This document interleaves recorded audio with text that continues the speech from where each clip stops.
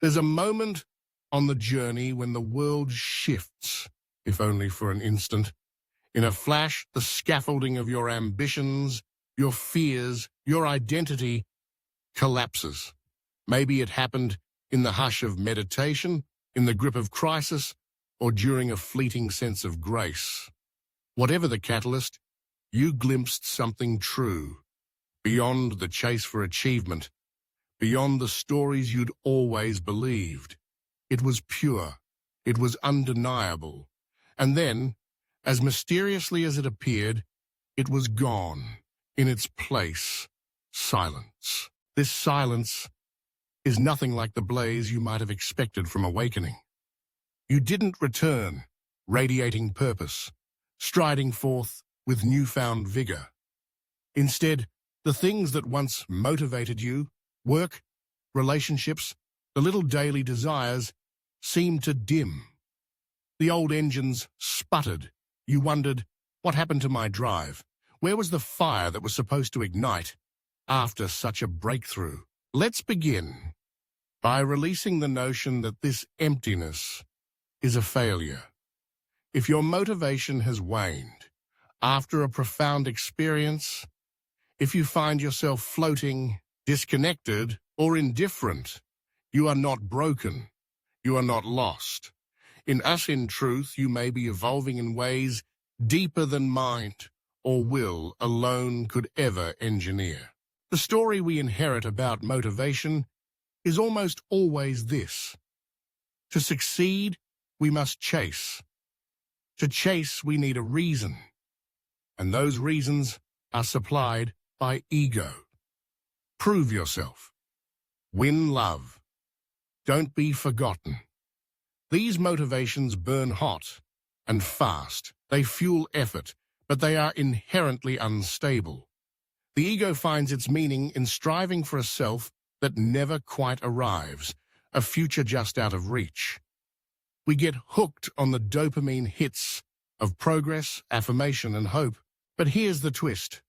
When you experience a collapse or a true breakthrough, the basis for this game falls away. Motivations that once felt urgent dissolve, not because you are lazy or apathetic, but because the old system has completed its function. Your psyche, in its brilliance, recognizes that way no longer serves. The engine designed to keep you running toward validation is idling because it has run its course. Neuroscience tells us this is more than metaphor. Dopamine, the neurotransmitter that underpins motivation, surges in moments of insight. And then, as the dust settles, it recedes. Your biochemistry enters a phase of reset, recalibrating to a new baseline. This is why, after a peak, there is often a valley. The circuits that made you chase goals are reorganizing. It may feel like a loss, but it is, in fact, a clearing. Yet there's more to this than just the body.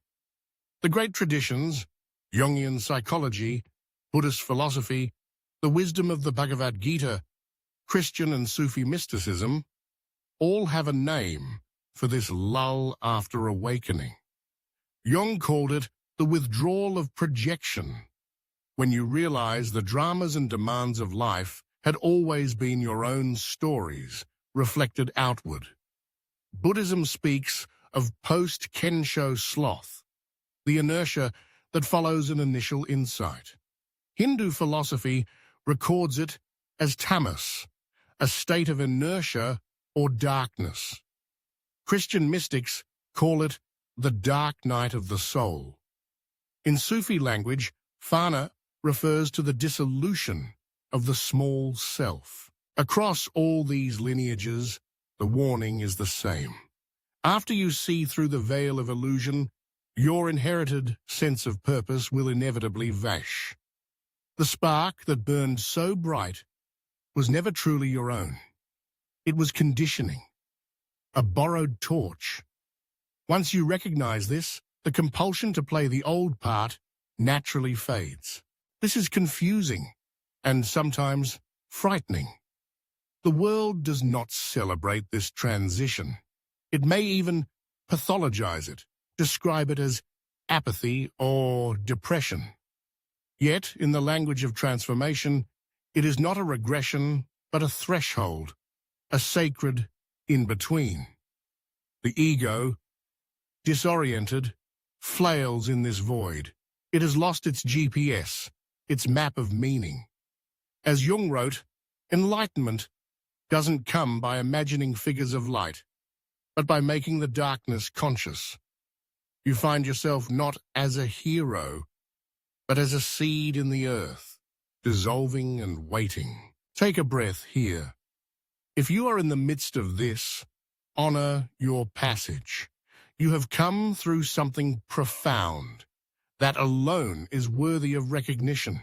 So the question becomes, how do we rebuild? How do we move into a new phase of purpose, one not forged in striving, but in presence? There is a path, one that countless seekers, mystics, and healers have walked before you. Think of it as a gentle five-fold rhythm, an invitation into the next chapter of your unfolding. First, regulate your body. The nervous system endures a seismic shock in moments of insight. Support yourself by returning to simple grounding practices. Move your body. Walk outside, dance, practice yoga. Shake out the tension. Let sunlight and fresh air support your resetting biochemistry. Nourish yourself with sleep and wholesome food. You don't need to figure it all out.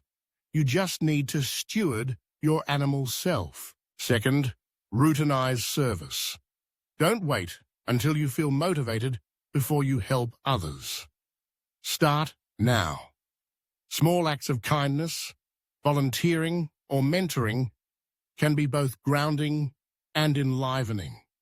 The Bhagavad Gita, the Bodhisattva vow in Buddhism, and the findings of modern psychology all agree.